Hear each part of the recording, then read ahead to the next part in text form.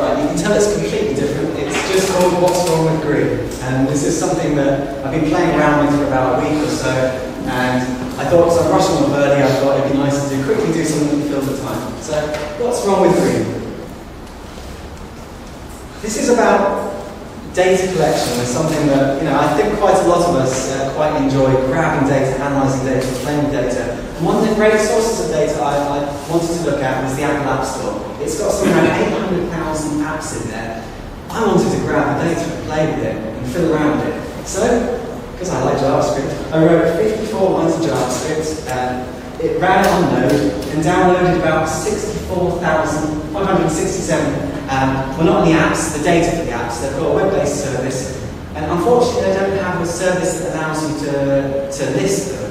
You can only search. So I just wrote an application that queried random 3-character strings and started downloading them, which is why it's going to take me a long time to get 800,000. But it's still running. It'll get there.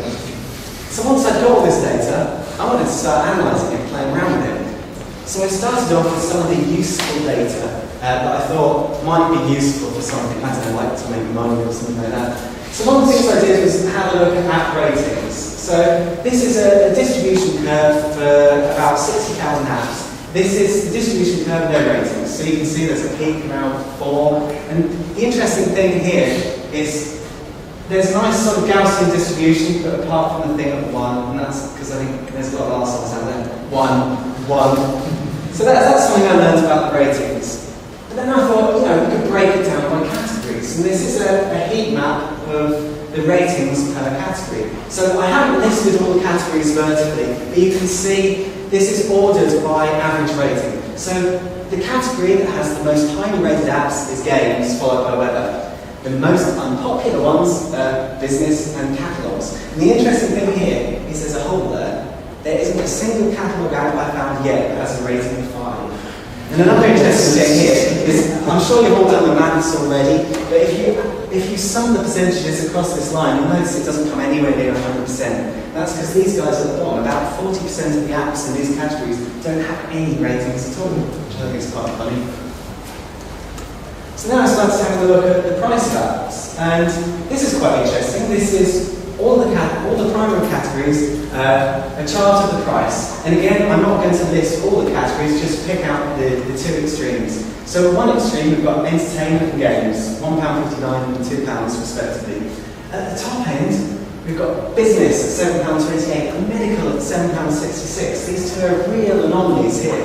People really want to charge you a lot of money for those kind of apps. But that stuff was a bit boring, really, wasn't it? I wanted to find out something a bit more exciting. So I'd got the data for 64,000 apps. So I wrote another 36 lines of JavaScript, and I started downloading their screenshots. So I downloaded 258,000 screenshots. That's 25.6 gigabytes of data. And then I wanted to analyse it.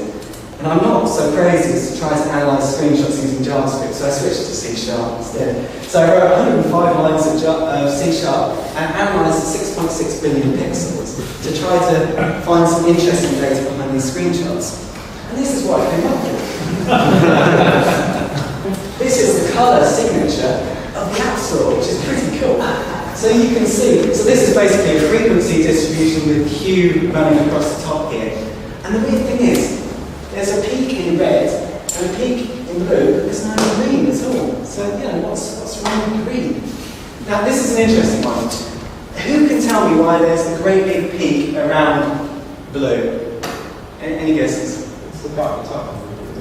Yeah, that's exactly right. It's the out-of-the-box colours of the Apple controllers. This is a sign of lazy developers who can't be bothered to change the colours. This is probably all those business apps that are getting the really low ratings. I've thrown a different answer there. Psychology shows that blue is a more friendly colour. It could be. It's counter to your perception around blue, but that's what the experiments have shown. What about all the angry orange and red ones? You can't ask that.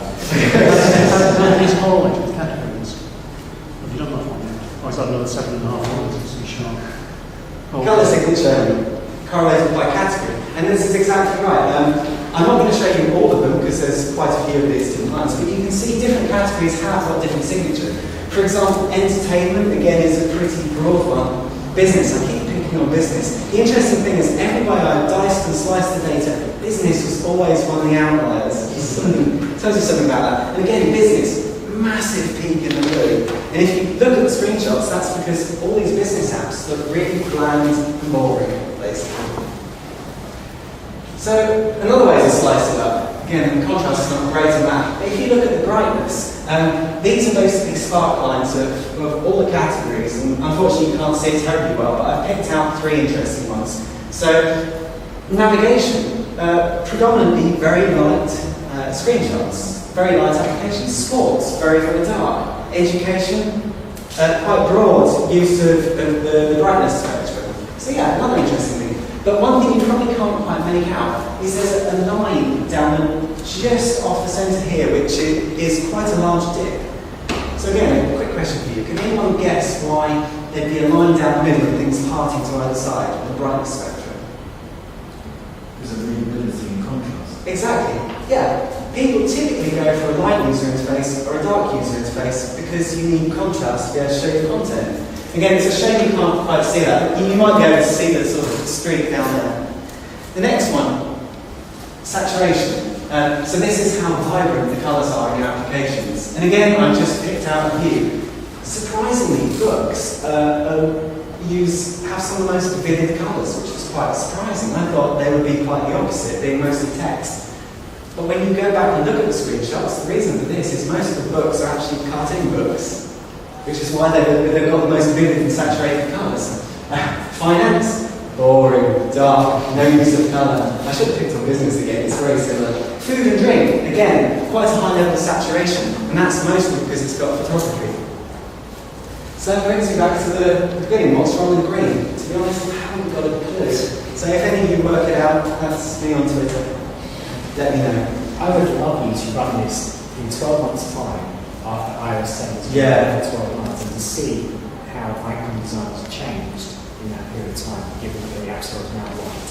Yeah, I was planning on doing that. I'm still churning through, downloading more and more data. And to be honest, I haven't even started with all the interesting correlations you can start making between them. I'm going to find the perfect combination for making money by this. That's how it works, isn't it? When you correlate two things, you can find the winner. I'm sure that's how it works.